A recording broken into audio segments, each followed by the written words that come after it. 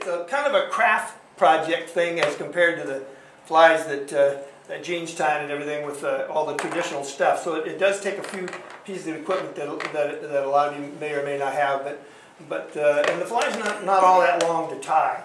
But what I do with this thing, I start out, I do the typical old, just put a quick thread base down. I do this just so that so the foam stays in place. I like really durable flies because I hate being in the middle of really good fishing and all of a sudden I have to change because my fly falls apart.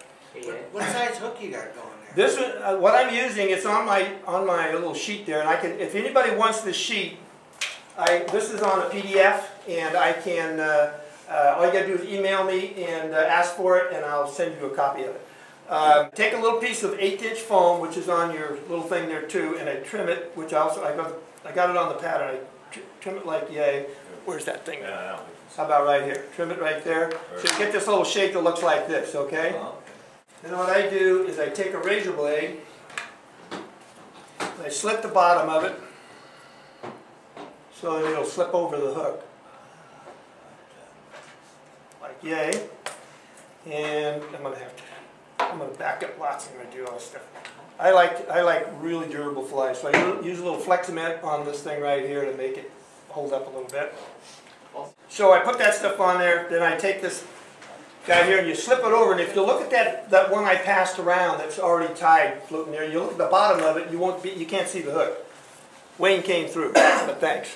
I was a Boy Scout. Yeah, great, thanks. So anyway, then I leave it about I don't know, you can see on the thing, there's about half the diameter of the eye gets back. You need enough room when you finish tying this to tie the rest of the hair up there. So then I put a tight loop around it like this.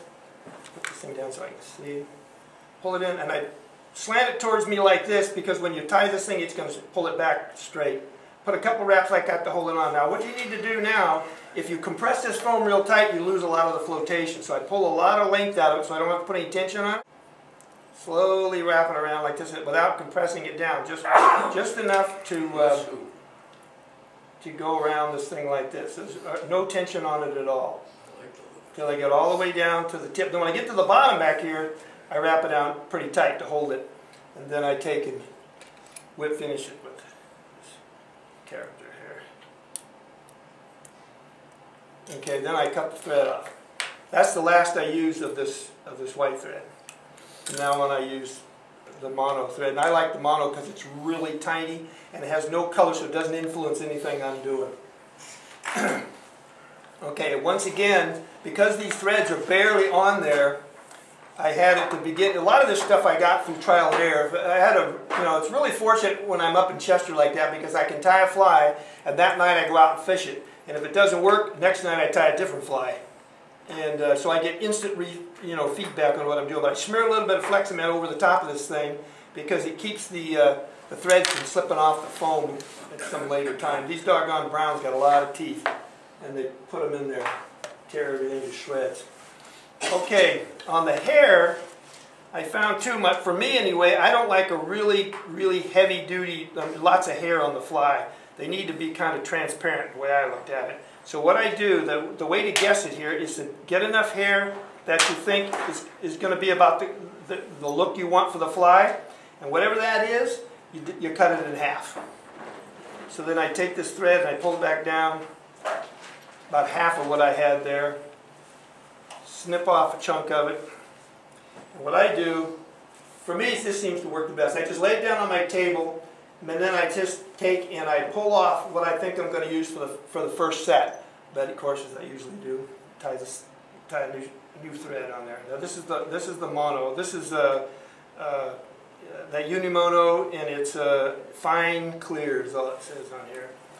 And then I pull off a few strands, and boy, I'll tell you, it does not take very much hair for this because you're going to double this back. So everything you use is going to be actually twice as much. So I take this guy like this, and I take it and I get it so it's in the center. And I don't know how all you guys tie hair on, but I'll back up and do it again. But I usually fold my product around the thread because it gives me a way to position it because I can pull it right down.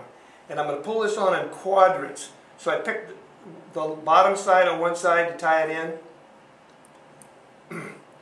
And I do about 2 or 3 wraps just to keep it there. Do the same thing. Doesn't take very much hair here. Maybe a little more than that. And I tried all kinds of hair, and I found that fish hair for me, for this size fly, was the right thickness. A lot of the fake hair is either too fine and won't keep any shape at all, or it's too coarse. And bucktail and stuff like that wouldn't fold for me good, so I couldn't. I like tying bucktail, but it didn't work really good. I tie this guy on here. The other advantage I got with it is it doesn't absorb water, so it doesn't get any heavier or wetter than it does when you first start using it. So I got 2 on the bottom.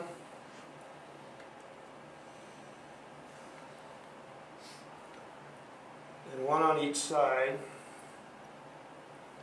Sort of the shoulder of the fish, I guess. Put it there like that. Tie that guy on there. Take the last one. Tie a little more here than I need.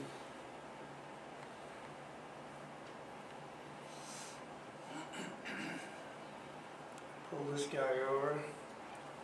Also, this fish hair gets kinky sometimes. I see this one's got it, but I'm going to use it anyway. Normally I chuck it out. Pull it up like yay. Okay, pull that in there. Now you've got these guys sticking out everywhere, but you've got some down on the bottom, some up on the top. Don't worry about the tip top because you're gonna tie a different color in to put the dark back on the fish.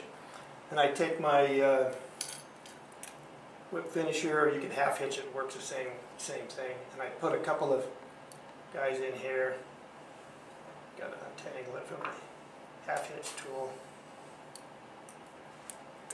Tie that off. Cut that one off. And so now, this is where I use this UV cure. And the stuff I've been using, this clear cure, I like because the applicator works really well with this style.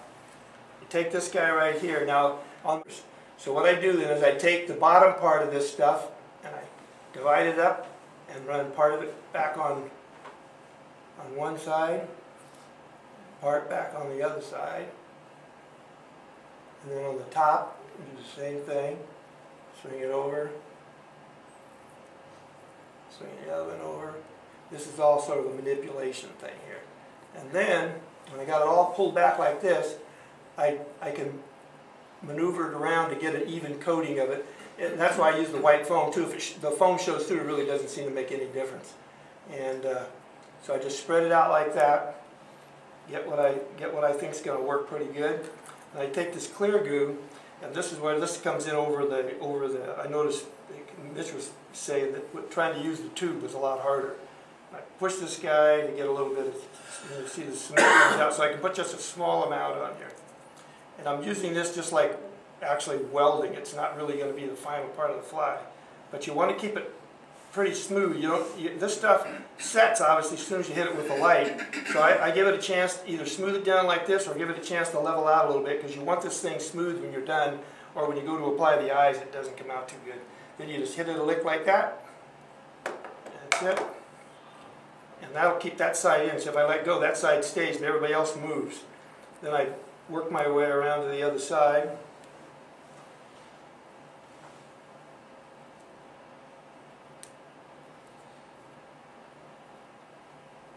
These all come out. Every one's. So that other side is basically, it's dry, it's hard enough. Yeah, well, it's hard enough that it'll stay in place. You know, I can touch it and all that It's stuff. not too sticky. Yeah, it's sticky, but it doesn't seem to make too much. This one I didn't get a very good side. I can see that already, but it'll be all right.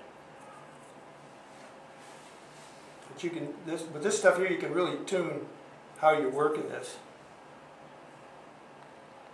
So you don't have to worry too much about the top because you're putting some more on. Yeah, I haven't got there yet. Yeah, so I pull on it. The reason I don't like the rubber band, I use my finger because see how it bows when I do this. Yeah. I want it to pull back pretty tight, and if I use the rubber band, it tends to kind of bulk up, and I didn't like that look. So I use my hand so I can keep it tight, and then I hit it like that, and it'll stay there. See, now when I let go, it doesn't move. And then I gotta get a little bit more on the bottom over here.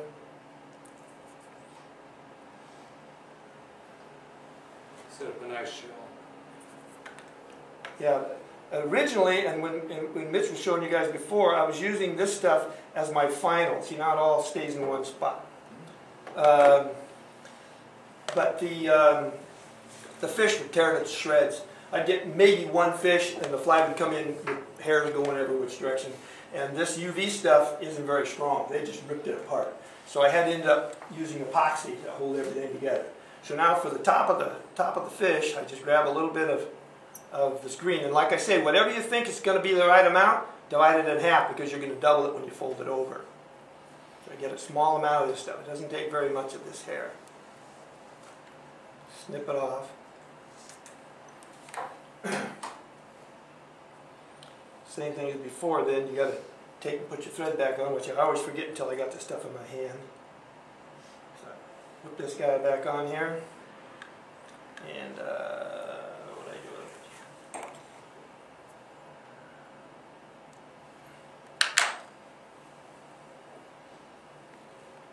do? Again, folding it over like this gives you a really good way to place something exactly where you want it. So then I just bring it down like this, bring it up over here, let it pull right down to where I want. Put a couple of 3 turns to keep it there while I'm playing around. Now I've got the top and I can position it just like that on the top. Okay? And then I can take and put a little bit, I can't see both sides at the same time, so I'm going to put some of this stuff on the side I can see.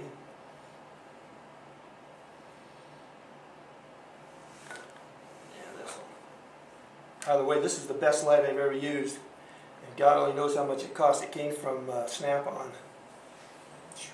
My son got it for me from his business, but Probably, is it a stream light? it's a UV light. Evidently, what he tells me is in the automotive industry they have a leak detector that is fluoresces with UV, and they sell them these lights to use for the leak detector. Yeah, they usually sell like stream light. Using the brand. How many milliwatts? You know, I don't know anything about this light. I don't doubt it says Sunlight Slim. You can't have it because I was just gonna look. We use lasers at work, you know. We have the. Oh yeah, that's right. We have the. So anyway, so you can see it holds it down right away. Okay, now because this thing works so fast, you can. Here's the other thing I wanted on this one here. I noticed when I was fishing and watching the pond smelt, when they get smacked and they don't feel so good, they don't flare out fat. They just a skinny little fish. They stay skinny. They're just not moving anymore. Normal streamers, when you stop moving it or you leave it sit someplace, it opens up and you get this big old balloon of a fish. I didn't want that. I wanted the skinny little things that the pond smelt were. So I want my fly to look skinny now and to stay skinny. You know, when you stop stripping, against traditional ones. So what I do then is when I made that shape that you saw in that thing there, I can take this stuff now, because when you epoxy it, it sits there in a rotating machine. You don't have the control. Now I know that some of those guys that are building epoxy flies add epoxy and they sit there and wait for it to cure, and then all, you know, I don't know about you guys, but there's no way I'm sitting around here waiting for epoxy to cure. And so I love this stuff because it gets everything exactly the way I want it before I ever touch it with epoxy. So then what I can do now, I can sort of shape this guy. So I put this stuff on here. And I let it sit there for a second or iron it out so it stays smooth. And then I can pull it down the shape I think I want before I hit it with a light. And that'll tend to go down. And on the belly of this thing, just put a little bit of this stuff in here. And George was asking me why I just don't go all the way back with it. But I kind of like the flexibility of it without so I don't epoxy the whole fly. So I can take and maneuver these guys around a little bit.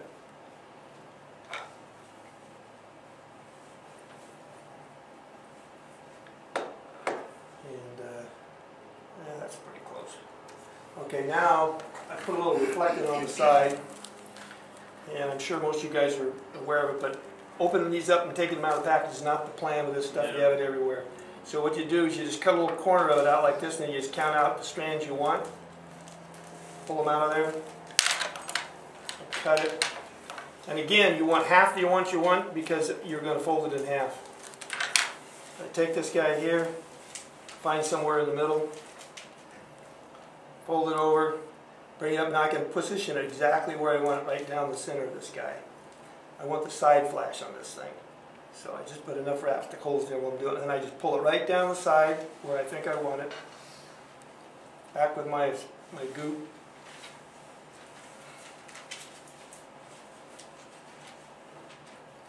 Goop it up again, weld it in place. That's all it takes. Same thing on the other side, but I never have. What kind of foam are you using, Ed? I'm using Evizote 1/8" foam. I was using the skinny stuff and folding it over. That's the way that Jensen, I think, does his pond smelt and stuff, you know. But it was just a pain in the neck to do, and it's easier just to slit it like I'm doing right here. This seems to be enough foam to work. With the fold it over, you had to figure some way to hold it, you know, while you're cementing it. And this UV stuff doesn't work unless the light can hit it. So there's no use putting it between the two pieces of foam, because when you fold the foam up, you can't reach it with a light. So you just hit that guy like yay. And then I got a stripe on the side. And then on this one right here, now that's it for the fly, except I trim the back. That's the other thing, when you're not using natural hair, you know, you gotta work the back a little bit. But so the next steps I would do normally with this, which is going to be tough here, is I would take and put the eyes on, and for the eyes I use a little dab. I can show you real quick how easily this thing works on a piece of cardboard. Okay, I just shake this guy up so it gets the lid coated a little bit, and I've got this little stick, and you can just make them out of a piece of doweling.